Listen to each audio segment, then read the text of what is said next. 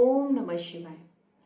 तो ये अब हम लोग बात करेंगे मिथुन राशि के बारे में कि मार्च का महीना कैसा जाने वाला है आप लोगों का। तो मैं एक चीज़ आप लोगों को बता दूं मिथुन राशि वालों कि मार्च के महीने में आप लोग सेल्फ रिफ्लेक्टिव हो जाओगे, खुद के डिसीजन मेकर बन जाओगे और मैच्योरिटी आ जाएगी आप लोगों में। मैच्योरिटी इतनी कि लोग समझ ही नहीं पाएंगे कि वो ये वही इंसान है। अगर वीडियो अच्छा लगे तो प्लीज़ चैनल को लाइक करना, शेयर करना, सब्सक्राइब करना। अब बात करते हैं आगे की।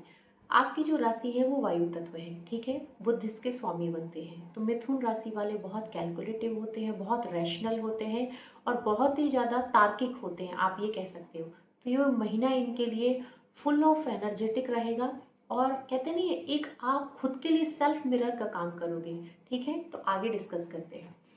देखिए, पहली बात तो ये जान लेते हैं, गुरु आपके लग्न में बैठे हुए हैं, ठीक है। लग्न में बैठे हुए गुरु अपनी अमृत दृष्टि 7th हाउस पर डालेंगे, ठीक है। केतु आपके 3rd हाउस में बैठे हुए हैं, ठीक है। शनि और शुक्र आपके 10th हाउस यानी करियर के हाउस में बैठे हुए हैं। गुरु आपके हेल्थ के, व्यक्तित्व के, पर्सनालिटी के हाउस में बैठे हुए हैं। तो ऑफकोर्स आपकी पर्सनालिटी बहुत निखर के आएगी, ये बात आप लोगों को समझ आ गई होगी। केतु आपके कम्युनिकेशन के स्थान में बैठे हुए हैं, ठीक है। पराक्रम साहस के स्थान में बैठे हुए हैं। कुछ ज़्यादा ही पराक्रम और साहस आप लोगों को दे देंगे, तो इस बात का भी ध्यान रखना आप लोगों को बहुत ज़रूरी है।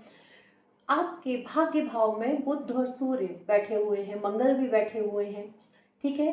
लेकिन शनि की राशि में ये भी ध्यान रखना है, राहु भी बैठे हुए हैं। तो राहु और मंगल का योग तो अच्छा नहीं होता बिल्कुल भी, ठीक है। बहुत अंगारक होता है, बहुत ही ज़्यादा इंसान थोड़ा ग्रीडी कर देते हैं राहु जहाँ भी बैठते हैं, तो वहाँ से प्रॉब्लम स्टार्ट होती है। बस आपको अपनी ग्रीड को कंट्रोल करना है और आपको अपनी पाने की चाहत को थोड़ा कंट्रोल करना है, थोड़ा सोच समझ के चीज़ों में आगे बढ़ना है। पहले बात करते हैं कि आपकी मैरिटल लाइफ कैसी रहेगी। मैरिटल लाइफ में थोड़ी सी मिसअंडरस्टैंडिंग हो सकती है क्योंकि शनि की दृष्टि जब यहाँ पड़ेगी तो वैसे भी शनि इस घर के लिए ज़्यादा अच्छे नहीं माने जाते हैं। तो आपका कम्युनिकेशन गैप फील होगा, मिसअंडरस्टैंडिंग दोनों के बीच में हो सकती है। तो अच्छा यही है कि आप अपनी बातों से सामने वाले को मना लें और सुलझा लें, तो वो दूर हो जाएगी, ठीक है।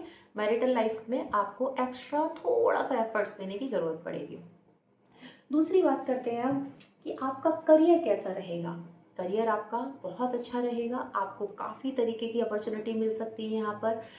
खास करके अगर आप किसी इंटीरियर डिज़ाइनिंग की फील्ड में हैं, क्रिएटिव फील्ड में, जैसे म्यूज़िक हो गया, डांस हो गया, या होटल इंडस्ट्री में हैं आप कोई भी क्रिएटिव काम करते हैं अगर आप, तो जैसे ब्यूटी से रिलेटेड किसी इंडस्ट्री में हैं आप, कॉस्मेटिक्स है, ज्वेलरी एंड ऑल, इस टाइप की चीज़ों में हैं आप, तो आपको बहुत अच्छी अपॉर्चुनिटी मिलने के चांसेस है। हो सकता है आप एमएनसी कोई ऑफर कर दे आपको कि आपका प्रमोशन हो जाए, प्रमोटेड होकर प्रमोशन लेकर ही आप फॉरेन जाएं, तो ये भी योग आपके बनते हैं, ठीक है। अब लव लाइफ आपकी कैसी रहेगी। वैसे भी 7 नंबर आता है, 7 नंबर यानी तुला राशि। तुला राशि अपने आप में ही बहुत अट्रैक्टिव होती है, बहुत कह सकते हैं सॉफ्ट होती है। तो आपको कोई पार्टनर मिल सकता है। अगर आपके पास अभी तक कोई पार्टनर नहीं है तो आपको कोई पार्टनर ऐसा मिल सकता है। वो मिलेगा कैसे, आप कहीं जॉब कर रहे हैं, किसी एमएनसी में जॉब करते हैं, तो वही एक सोशल नेटवर्क से ही आपको आपका पार्टनर मिल सकता है। वही प्रोफेशनल सर्कल से या सोशल सर्कल से आप अपने पार्टनर को ढूंढ सकते हैं और वो आपको मिल सकता है। ये बहुत ज़्यादा योग बनते हैं। लेकिन आप केतु जब आपके 3rd हाउस में बैठे हुए, ये छोटे भाई बहनों का भी होता है, कम्युनिकेशन का भी होता है, करेज का भी होता है, साहस का भी होता है। तो आप लोगों को ये ध्यान रखना है आपके भाई बहनों में, सिबलिंग्स में डिफरेंस ऑफ, कहते हैं डिफरेंसेस बहुत आ सकते हैं, डिफरेंस ऑफ ओपिनियन हो सकते हैं। तो थोड़ा सा बातों में विवाद हो सकता है, तो उसको कंट्रोल करें। आपको विवाद को बढ़ने नहीं देना है, आपको विवाद को वहीं से खत्म कर देना है, कट कर देना है। ये आपकी सूझबूझ पे डिपेंड करता है, ठीक है। आप ना बढ़ने दीजिए। आगे मैं हर चीज़ की रेमेडीज आपको बताऊंगी, कैसे आप इस मार्च के महीने को बहुत फ्लोरिश कर सकते हो, अपनी लाइफ को फ्लोरिश कर सकते हो, आप अपने करियर को, लाइफ को, फाइनेंस को कैसे आप बहुत ज़्यादा दिन दूनी रात चौगुना बढ़ा सकते हो मार्च के महीने में। वैसे ये महीना आपके लिए बहुत अच्छा है। अब बात करते हैं, आपका भाग्य मार्च के महीने में बहुत उदय होने वाला है। क्यों?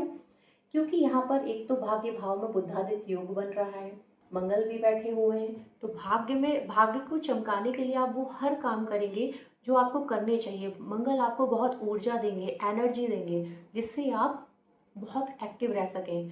और सूर्य आपको क्या देंगे, कर्म पथ पर आगे बढ़ाएंगे। बुध आपको बुद्धि देंगे, कि यहाँ बैठ कर के ये सीधे आपके इस स्थान को देखेंगे, थर्ड हाउस को।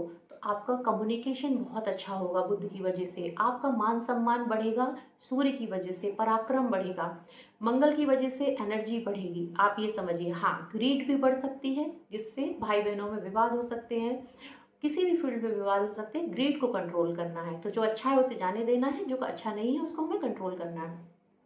एक टाइम आएगा जब आपको लगेगा कि आपके काम अटक से गए हैं। वो टाइम कौन सा होगा? 8 मार्च से शनि जब अस्त होंगे 15 मार्च तक, तब आपको सडन लगेगा कि ये क्या हुआ, सब कुछ अच्छा था मेरी लाइफ में, सडन ये क्या हो गया। तो वो छोटा सा टाइम पीरियड होगा, हार्डली 8 दिन का होगा, तब आपको लगेगा कि मेरी लाइफ स्टक हो गई है, फंस गई है, जब शनि थोड़े से अस्त हो जाएंगे। लेकिन जैसे ही शनि 16 मार्च को बाहर आएंगे, फिर आपकी लाइफ पटरी पर दौड़ने लग जाएगी। तो आपको टेंशन लेने की इतनी ज़रूरत नहीं है। दूसरी बात, और जब गुरु आपके यहाँ देखेंगे तो आपको बिजनेस में बहुत ज़्यादा बेनिफिट कराएंगे। ठीक है, बेनिफिट मिलेगा। जब सप्तम दृष्टि से यहाँ देखेंगे तो आपके भाग्य को उदय करेंगे, आपके भाग्य में 4 चांद लगेंगे। वो हर अपॉर्चुनिटी आपको मिलेगी जो आपको भाग्य को बदल सकती है। तो आपको ध्यान क्या रखना है बिजनेस में, किसी भी इंसान का, क्योंकि शनि की दृष्टि यहाँ पड़ती है, तो आपको ये ध्यान रखना है, गुरु की दृष्टि से आपका बिजनेस बहुत बढ़ेगा, लेकिन शनि की दृष्टि से आपको ये चीज़ का ध्यान रखना है कि ब्लाइंडली किसी को फॉलो मत करिएगा।